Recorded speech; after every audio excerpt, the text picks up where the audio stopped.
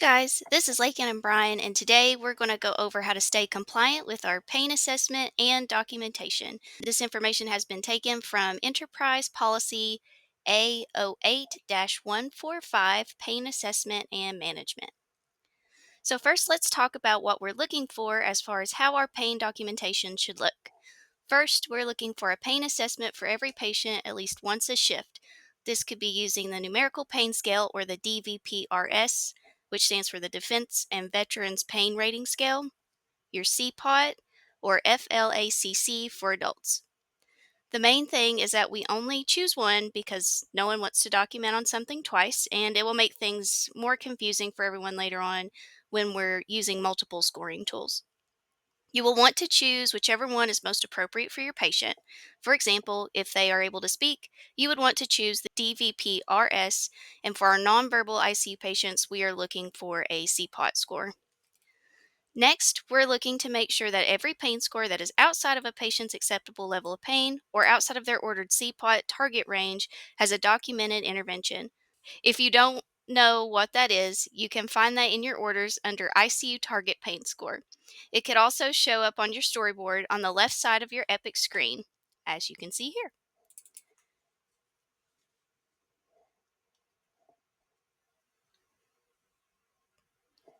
An intervention could be either non-pharmacologic or pharmacologic, but it has to be documented with a pain score. Third, when people are looking at your chart, they will be looking to see if you've documented a reassessment of pain within 60 minutes of any type of pain intervention. And last but not least, we're looking to see if the pain intervention chosen was appropriate based on the PRM medication orders. That was a brief overview of what we're looking for when we're doing these chart audits as far as pain is concerned. We can do a deeper dive here looking at some examples of what this could look like for a few different situations. For starters, we should go over what this looks like for a patient who's awake and able to report their level of pain. On my first pain assessment, whenever that may be, I'm going to ask something similar to what is your pain level right now on a scale of 0 to 10, using the numerical pain scale since they are able to self-report. If they tell me no pain or 0, then great, I can chart 0 and there are no interventions required.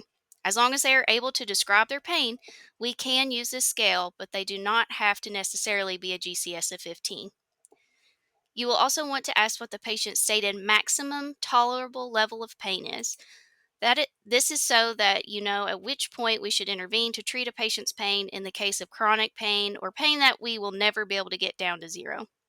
So let's say this guy has a bit of chronic pain that he lives with all the time, and he says he is okay with a pain level of 3.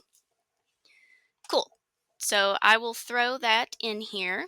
So I've done my assessment. I want to chart 3. You can always use the last filed tool in the Epic toolbar here to quickly get an idea of what a previous nurse may have charted. As an auditor, if I don't see one there, I'm going to go off the last one assessed. So for example, if I'm auditing a chart and see that the patient has rated their pain 4, and I don't see a stated pain goal for that shift, I'm going to use that last file button and go with whatever the previous value was for the admission. But back to our guy here. Hi, Jacob. Are you having any pain right now? Yeah, my stomach's hurting. What would you rate it out of 10, 0 being no pain at all and 10 being the absolute worst pain of your life? It's about a 4. Cramping, aching, came on pretty suddenly. I'm sorry to hear you're hurting, Jacob. Let's see what we can do about that. Since 4 is outside of the patient's stated goal, we must intervene in some way.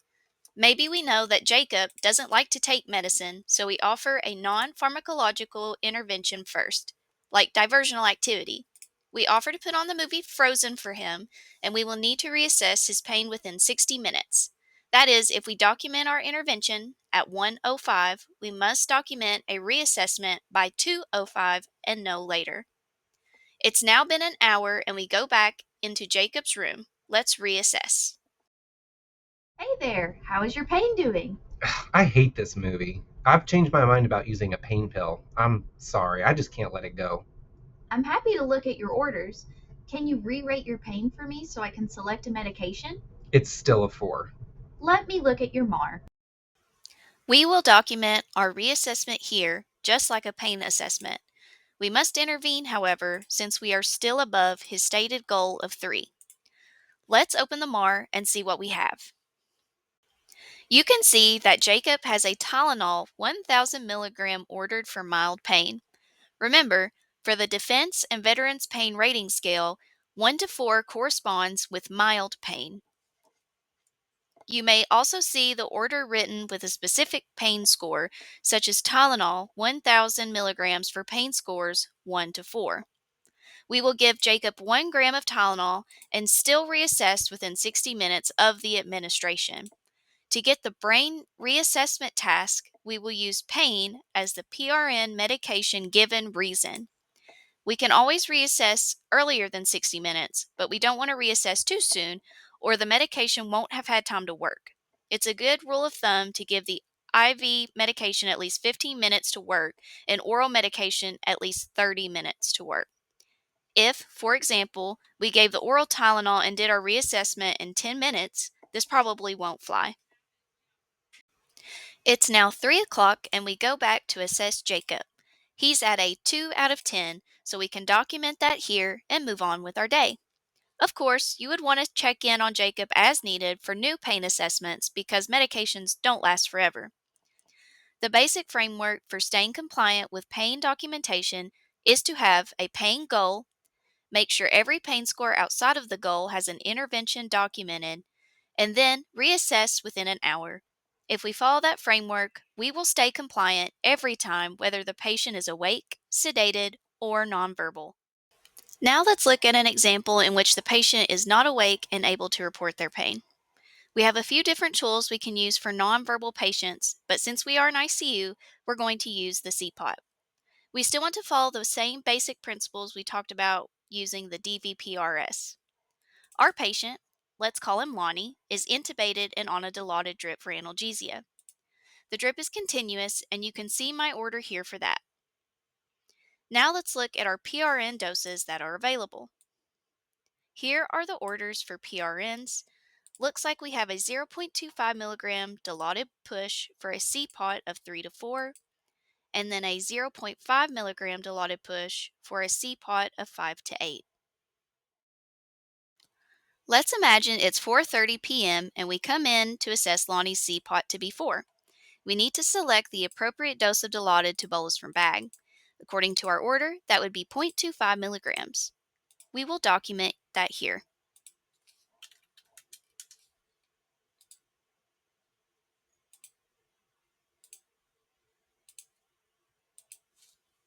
Don't forget, we have to document our pain assessment at the time of administration, so we can do that using either the flow sheet or right here in the MAR. Just like with PO medications, we should select pain as the PRN medication given reason. Whether or not Epic gives you the reassessment brain task reminder, we always have to follow up our pain interventions with a reassessment within 60 minutes. We gave that 0.25 milligrams of Dilaudid at 4:30, so we need to perform a reassessment no later than 5:30. However, if Lonnie's still having pain 10 minutes later, we can give him another dose with an assessment, which serves as the reassessment for the prior dose.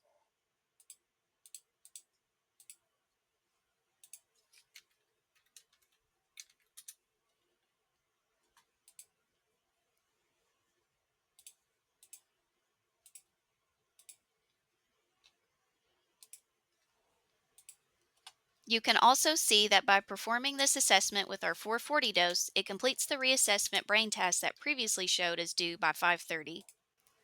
So now it's 4:50 and Lonnie's CPOT is scored a 7. This guy is really feeling it. So we need to again follow our orders to select the appropriate dose. In this case, we have a 0.5 milligram dose of Dilaudid available. Let's use that and document it just like we did before. And now our reassessment is due by 5:50. Per our order, we can't give any more boluses because we hit our max of 3 in an hour, but now we can justify increasing the rate on our continuous infusion.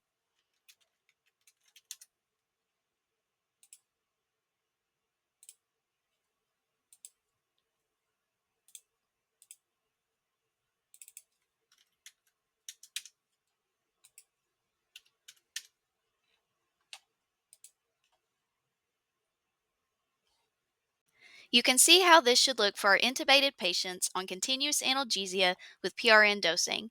Sometimes patients will have scheduled doses of oxycodone or Tylenol, and for those scheduled medications, we're not necessarily looking for all this detail. We are focusing on identifying acute pain that is outside of our target parameters, providing an intervention based on the orders, and then completing a reassessment of our patient to determine if our intervention was helpful or if further intervention is required. Remember, if your patient is having breakthrough pain and you think the provider needs to update orders, it is your responsibility to reach out and communicate those needs, as well as show documentation that you have done so. Otherwise, if you document pain scores outside of the target range without anything documented as far as intervention or a communication note, then a surveyor might look at that and say, well, you let this patient sit in pain for 4 hours. That probably isn't the real story, but that is what's being shown through the patient's chart. Something else to keep in mind is that when you are using narcotic medications as interventions, surveyors will be looking for a respiratory rate when using the pain reassessment option, patient asleep, assume pain is decreased.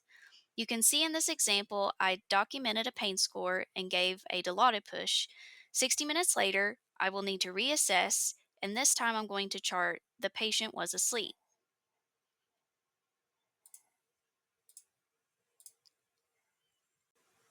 Now we're going to document a respiratory rate to show that the patient is asleep and not overdosed on a narcotic. As a side note, we want to show you guys this really efficient timeline of pain activities. Start on the summary activity and go to the index. Now, click on the pain monitoring timeline. This might make it easier for you to see whether you've missed an intervention or a pain score. In the last part of this video, we are going to look at some common examples of non-compliant pain documentation that we have seen so that you will know what to avoid in the future. First, let's look at documented pain scores without interventions. You can see here that we have charted multiple pain scores without interventions documented.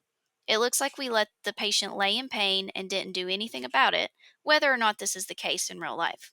We can fix this chart by documenting our interventions and providing reassessment values. Our second example is a missing reassessment. You can see here that I gave some medication at 5:30 p.m. and did not document that I reassessed my patient's pain afterward. Now it's 7 p.m. and the next shift has documented their initial assessment.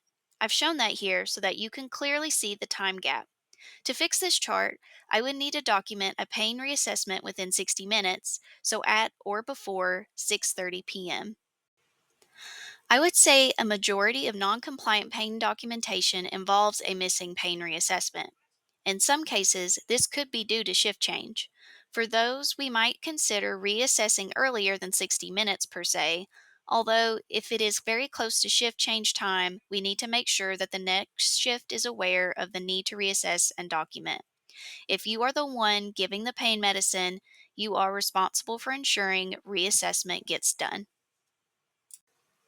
For our third and final example, you can see I've given a pain medication here, but I've not documented a pain score.